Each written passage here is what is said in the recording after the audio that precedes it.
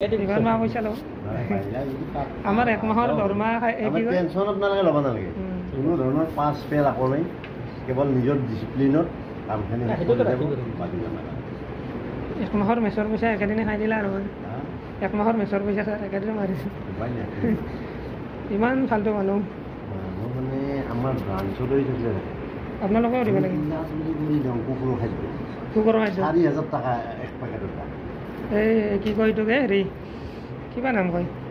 এই কেলছিয়াম মাৰি pedigree pedigree pedigree খুৱাব লাগে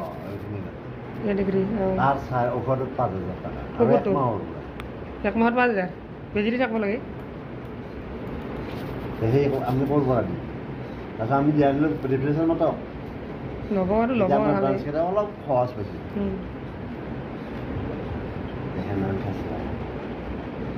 ভাল বনাই কিবা এটা মানে আমি এতিয়া এনেকৈ বহি আছোঁ দিনকেইটা 6 মাহ আছে আৰু 6 মাহ আজি হ'ল 27 তাৰিখ 28 আজি পৰিল মানে গেলে 28 29 30 নৱজ্যোতি ছাৰ এই ইমান 50 হ'ল না ছাৰেতো হাইটতো বহুত চাপৰে ছাৰ কিবা কাহিনী আছে নেকি কাহিনী এই 2 নম্বৰী মানুহে 4 আছে 54 আছে 54,000 এনে মইতো 4,000 টকা এনেকৈ ৰাখি দিব পাৰোঁ আমাৰ ৰাখাৰ লগতে কিমান আছে হেৰি 50 বাকী 4,000 টকা সেইকাৰণে মই এনাক বান্ধাক মানুহে দিম না ইলা পইচা দিয়াই ভাল